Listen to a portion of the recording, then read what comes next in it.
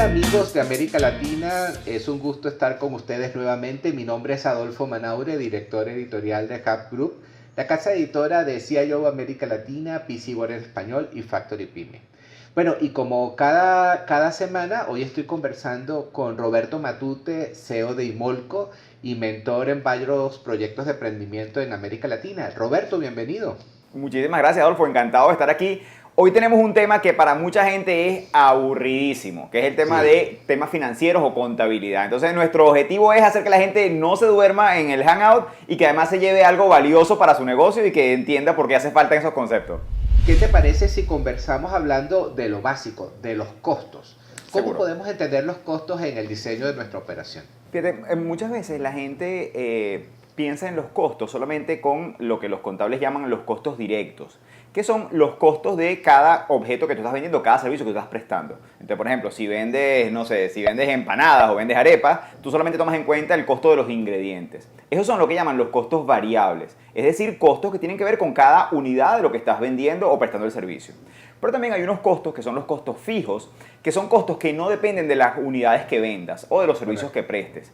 Esos costos son muy importantes porque incluyen cosas como el alquiler, que todos los meses tenemos que pagar si tienes una tienda física, si tienes una ubicación, o en el caso si tienes una cuestión en internet, el hospedaje de tu sitio web, pero también incluye también el tiempo que le dedica cada emprendedor. Entonces, mucha gente cuando arranca su negocio se olvida de poner su sueldo o poner sus ingresos como un costo fijo. Entonces, al final estás trabajando muchísimo, estás dejándote ahí toda tu vida, pero no estás obteniendo el ingreso que deberías obtener. Entonces, desde el punto de vista de los costos, lo más importante tener en cuenta es los costos variables, que son para cada producto, y los costos fijos, que son uno que no varía en el tiempo o que de alguna manera está fijo comparado con las ventas que tú realizas. Correcto. Y a la hora de ser competitivo, Roberto, ¿dónde podemos apretar las tuercas en esas estructuras de costos? Fíjate, una cosa muy importante es que si los costos variables no te dan rentabilidad, no importa lo que hagas, siempre vas a dar pérdida. Te lo pongo como un ejemplo. Si tú decides que vas a tener, por ejemplo, un restaurante y tú resulta que tú dices, bueno, estoy perdiendo dinero, entonces voy a tener un restaurante más pequeño, o me voy a mover a otro sitio más pequeño, o voy a tener menos mesoneros, o voy a pagar yo menos sueldo, resulta que todos esos cambios que hagas que pueden funcionarte tienen que ver con que tu producto, tu plato, si estás vendiendo una comida, sea rentable por sí misma. O sea, a mí me parece que es importante que al principio nos fijemos en los costos variables. Es decir, que cada cosa que yo compro, cada cosa que yo vendo, perdón, lo esté pagando por un precio menor. Eso es muy importante y en muchísimos casos a la gente se le olvida. Entonces la gente dice, bueno, si yo vendo más, eventualmente voy a tener más dinero. Tú dices, depende. Si cada vez que tú vendes un plato de comida, el plato de comida lo cobras en $10 y te costó $12, vender más platos de comida lo único que hace es que pierdas más dólares, porque estás perdiendo $2 por cada plato de comida. Entonces, lo más importante es, primero, tener claro que tus costos variables sean más rentables, o sea, tus costos variables sean menores que el costo de venta. Eso es el primer punto. Una vez que tienes eso, entonces puedes empezar a ver cosas como el tema de la escala, o sea, darte cuenta que si vendes más cosas, probablemente tus costos fijos se van a distribuir entre más unidades vendidas y eso hace que también sea tan rentable tu negocio. Perfecto. Bueno, otro concepto importante, Roberto, el tema del flujo de caja dentro de este diseño de arquitectura esencial del negocio. ¿Qué rol juega? El flujo de caja es un documentico muy sencillo donde uno pone cuáles son sus ingresos y cuáles son sus egresos y los va viendo en cada mes. El flujo de caja lo que te permite saber es qué tanto efectivo acumula tu empresa en el día a día. Hay empresas que tienen un flujo de caja muy bueno, o sea que, por ejemplo, hay muchos supermercados, por decirte algo, que compran a crédito y venden a contado. Entonces, claro, esos días de diferencia hacen que tengan mucho dinero en el banco, o sea que son buenos desde el punto de vista del flujo de caja. Entonces, básicamente lo que te dice es cuánto en el día a día estás logrando tener en el banco guardado. No necesariamente de ganancias, sino que puede ser en cuentas por pagar, o sea que son deuda que tienes, pero te dice básicamente cuánto estás logrando cada día.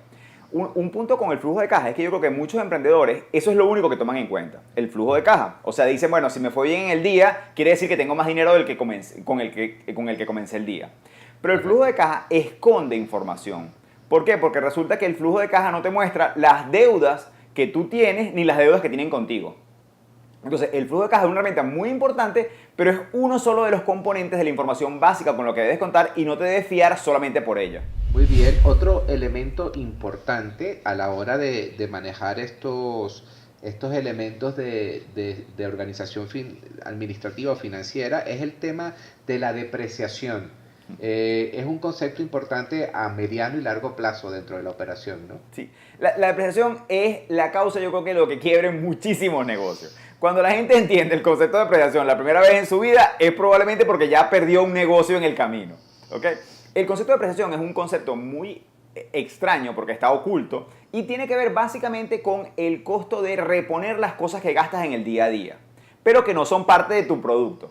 Un caso sencillito, si tú tienes un taxi, por ejemplo, el costo de depreciación es lo que tú tienes que ir guardando. Cada mes, ir guardando en un cochinito sin tocarlo, cada mes tienes que ir guardando ese dinero para que cuando el carro ya no funcione, ya no sirva, tengas que comprarte otro carro. Entonces, si no tomas en cuenta el costo de depreciación, asumes erradamente que el dinero que tienes es ganancia. Porque tú dices, bueno, no se lo debo a nadie, ya lo tengo ahí y lo puedo gastar. Entonces, esa es la causa número uno por la cual uno después de un tiempo, sobre todo en los negocios que requieren de un activo, que requieren de un bien, por ejemplo, cosas como un taxi, cosas como, no sé, si tienes una fábrica, si fabricas cosas, si, no sé, si tienes un centro de llamadas, un cibercafé, el costo de reposición de los equipos es lo que se llama la depreciación. Y la buena práctica lo que te recomienda es que cada mes guardes ese dinero, lo guardes en la cuenta bancaria, en una cuenta que además no puedas tocar, para que cuando pase el tiempo de reponer los equipos tengas ese dinero disponible.